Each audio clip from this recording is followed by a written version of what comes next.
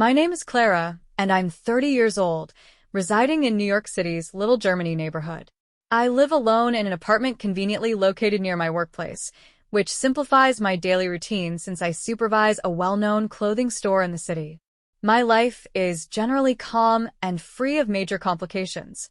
Most of my time is devoted to work, and when I'm not at the store, I tend to stay home.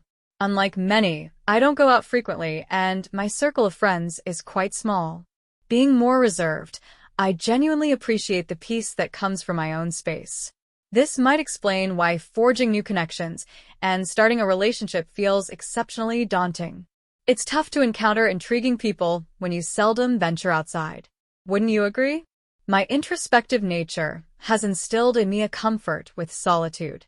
Throughout my younger years, I've struggled with romantic relationships.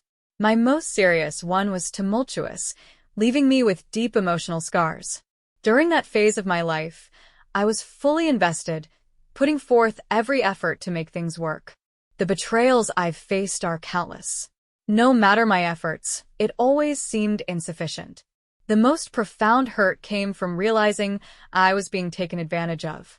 Yet, for some unfathomable reason, I continued to hold on. Perhaps it was loneliness or the naive hope that love could eventually make everything right.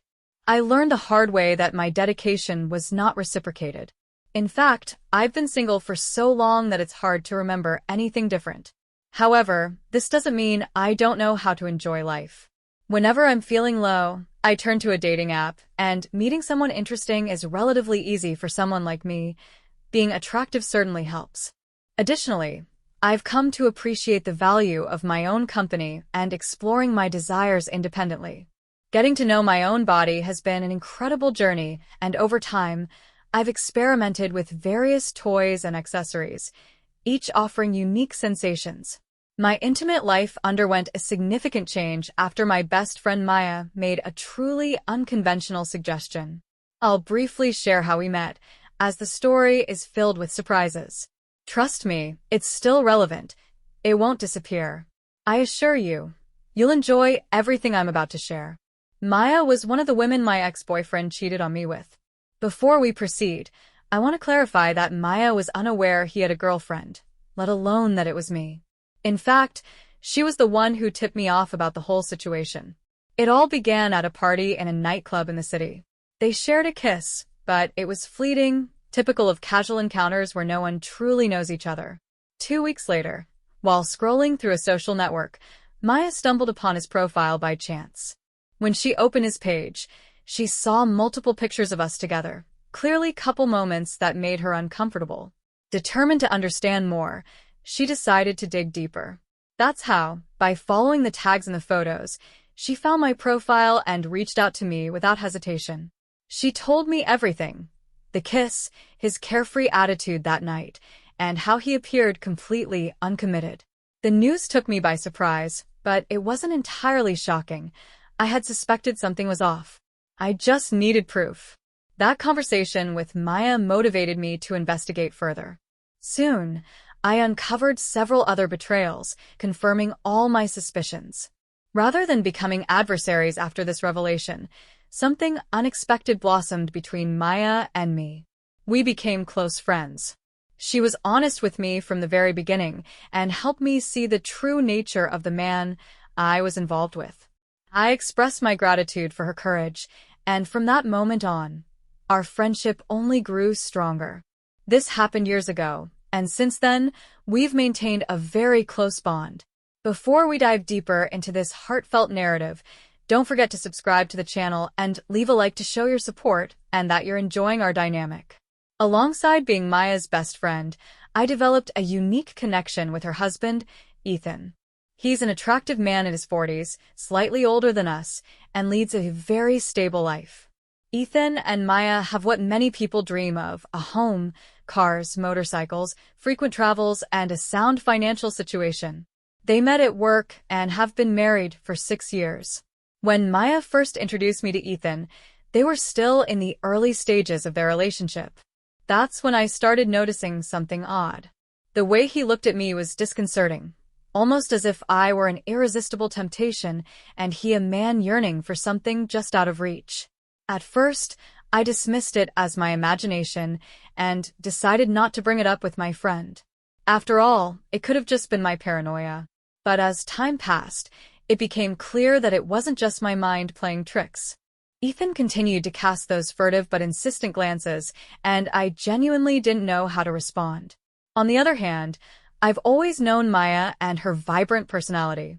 She was the type of person who lit up any room, bursting with energy, always surrounded by friends, and receiving a constant stream of messages on social media. Outgoing and full of life, her presence was impossible to ignore. Maya has never hidden her past relationships with intense partners, and she fully embraced her freedom. Despite this, she managed to commit and build a strong bond with Ethan. Despite the differences in our personalities, her busy social life and my more reserved nature, our friendship has remained unbreakable. I've always been her closest confidant. While I had several acquaintances, I was the one who stood by her side during all significant moments. Whether it was a family barbecue, a friend's party, or any special occasion, I was guaranteed an invitation. His home felt so familiar that it was almost like my own. Recently, however, I began to sense a shift in the dynamic among the three of us. The friendship I shared with Maya and how Ethan fit into that relationship felt different. Maya had always treated me like a sister, but now there was a new level of intimacy in the way they both included me in their plans and shared their private moments. When we got together for drinks, the atmosphere was always laid back, filled with laughter and conversations that ranged from trivial topics to unfiltered, spicy jokes. At times, I noticed Maya and Ethan exchanging more intimate banter, even during seemingly ordinary moments, like that day in the living room when we were all laughing and drinking, and they suddenly excused themselves to the bedroom for a few minutes. That evening, having had a few drinks, I confess that my curiosity got the better of me. Impulsively, influenced by the alcohol, I walked over to their bedroom door and stood there listening. The laughter and teasing that had filled the room shifted in tone, and it became clear to me what was happening on the other side. They were enjoying a spontaneous, intimate moment, something that seemed to come naturally to them, even with guests around.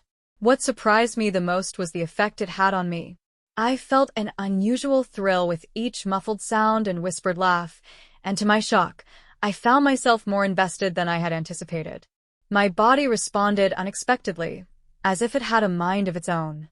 In that moment, the line between right and wrong felt blurred, leading to an embarrassing situation for me. I quickly returned to the living room, trying to act as if nothing had happened. Shortly after, they rejoined us, smiling and resuming the conversation as if it were just another ordinary evening. That's when I realized something within me was shifting regarding our friendship. I wasn't sure how to handle it, but the feeling became clearer when I spent a weekend at their house. If you're still enjoying our story, please comment on which city you think we're in and subscribe to this channel. They say that those who subscribe to the channel enjoy a more exciting love life. A few months later, Maya invited me over for a Saturday night barbecue, saying, "Come over, friend. Just the three of us." At first, I wasn't too keen, as I usually use Saturdays to relax, but her enthusiasm convinced me to accept. I took a refreshing shower to shake off the week's fatigue, chose some light, comfortable clothes, applied my favorite lotion, and headed to the market for beers and meat. Even after all these years of friendship, I never visited their home empty-handed. When I arrived, I honked the horn, and the gate opened automatically. Ethan was already in the garage, grilling and preparing for the evening. As soon as I parked, he came over to greet me with a wide grin. "Let's enjoy this. We have a reason to celebrate," he said, clearly excited. I stepped out of the car and hugged him, eager to know what was going on. Ethan, still buzzing with excitement, told me they had just purchased a beach house, a long-held dream for the couple. I was genuinely thrilled for them and felt a surge of joy witnessing their success. It was wonderful to share in such a significant celebration. After discussing the new house and all its details, I asked about Maya. Ethan explained that she was getting ready and would join us shortly. I took that moment to settle at the table by the barbecue, handing him the beers and meat I had brought. With a playful grin, he said, "You know, you didn't have to bring this." I replied that it was just my way of showing affection, which he already understood well. As the meat sizzled on the grill, we decided to crack open the beers and kick off the evening. Even without Maya there, Ethan played some music to create a lively atmosphere, and soon the mood was as relaxed and enjoyable as it always was when we were together. About 20 minutes later, the initial cuts of meat were ready and, predictably, perfect.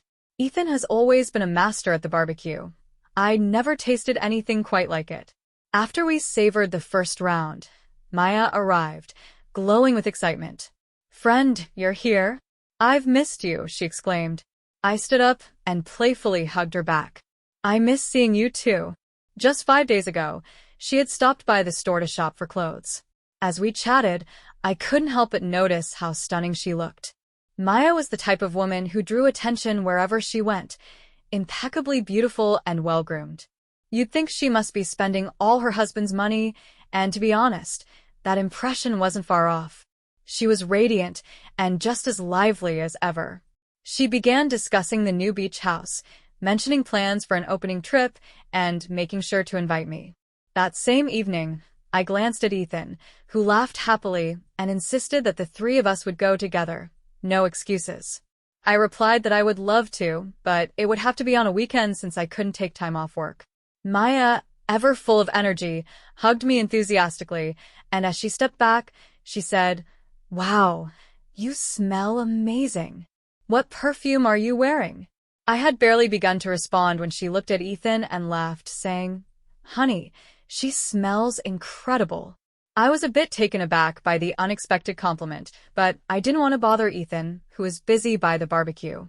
He walked around the table and leaned in close, inhaling deeply near my neck, sending a shiver down my spine.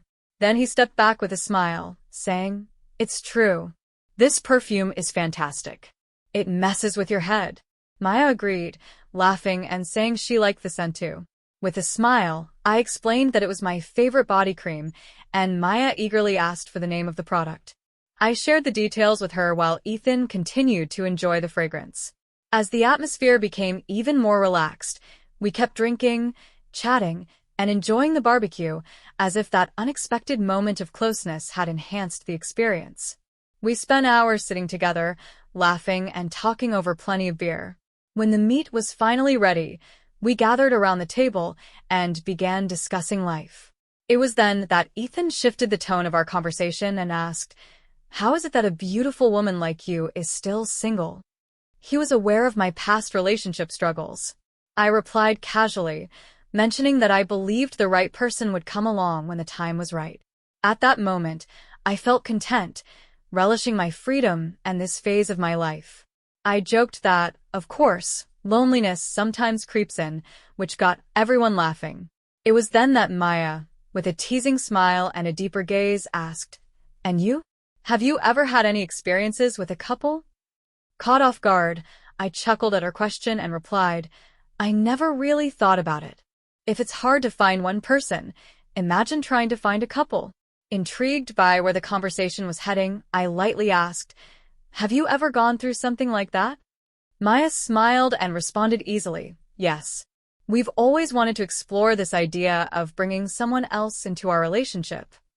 Suddenly, everything started to make sense. Of course, this fit perfectly with their style.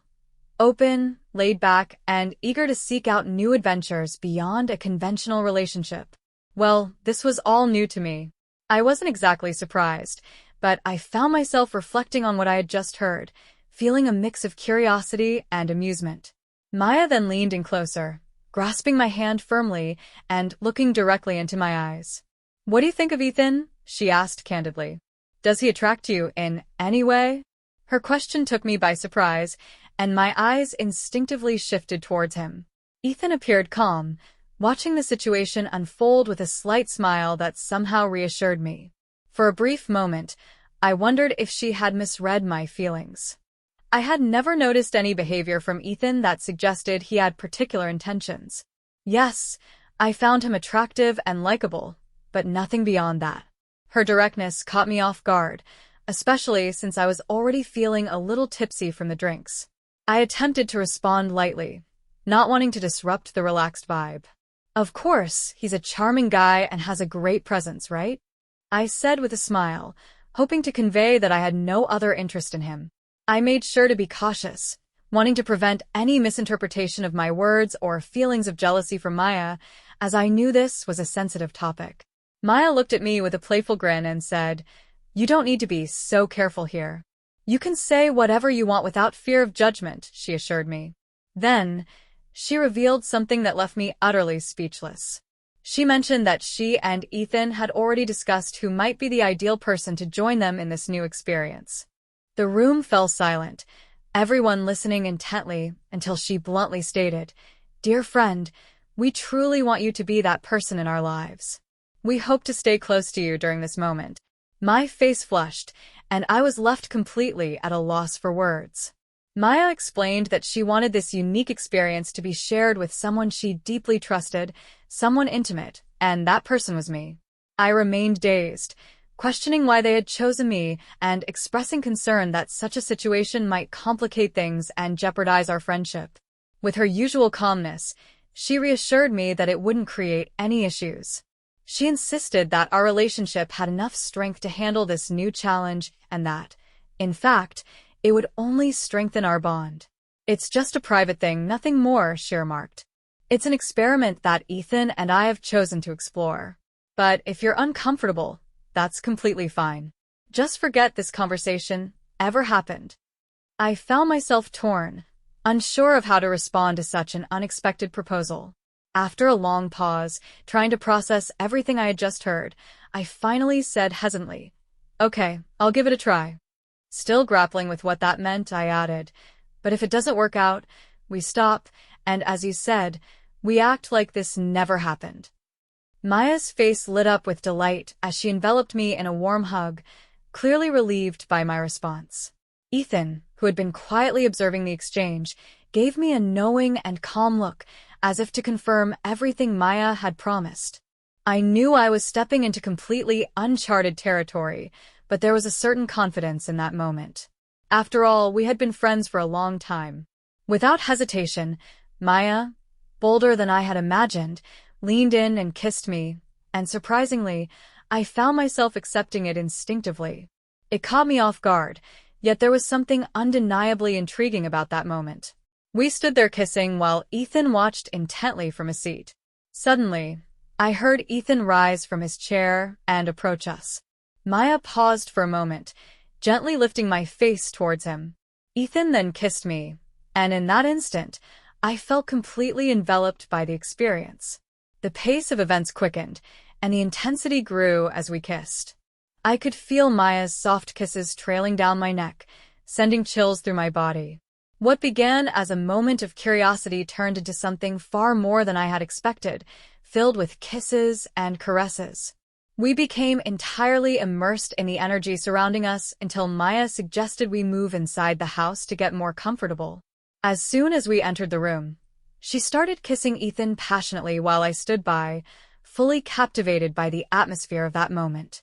The desire to be with them intensified, and everything felt perfectly aligned in that moment. With a smile, Maya called out to me, "Come on, friend, now it's your turn." Without hesitation, I joined them, and together we embraced this experience without rushing or holding back. As Maya began to undress Ethan, I realized he was even more handsome than I had imagined. She helped me remove my clothes, and soon we were all incredibly comfortable. Ethan was an exceptional kisser, and his hands skillfully explored me while he tasted Maya. We kissed and swapped partners so seamlessly that it felt as if we had rehearsed this rhythm beforehand. Maya urged me to relax and climbed on top of Ethan, creating a surreal atmosphere. Maya kissed me and caressed my body with a tantalizing rhythm. Our scents mingled in the air, enhancing the pleasure of the moment. I soon let Maya sit down as well, but to keep the energy alive, I positioned myself over Ethan's face, driving the couple wild with desire and calling for more. The playful banter turned serious as we both leaned over the bed, eagerly awaiting our turns with Ethan. To prevent Ethan from being overwhelmed by pleasure, we took turns, ensuring he could enjoy the experience at a deep, rhythmic pace until he reached his climax, one at a time. We savored every moment until exhaustion finally overtook us, and we fell asleep together. The next morning, I woke up next to Maya. Ethan was already in the kitchen, apparently preparing breakfast for us. As Maya hugged me and smiled, she asked if I had enjoyed the previous evening and if I ever felt uncomfortable. I smiled back, expressing that it had been an incredible experience, something I had never imagined living through, and that I loved every second of it. I thanked her with a gentle kiss, and we embraced, chatting and laughing like old friends.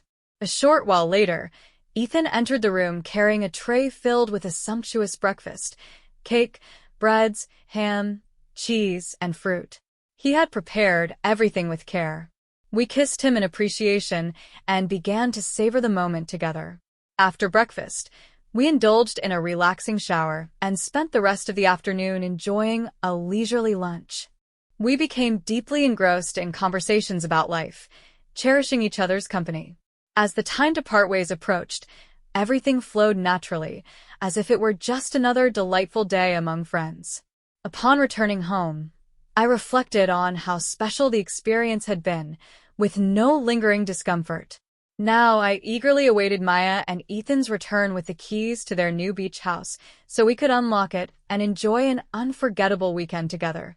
Just the three of us.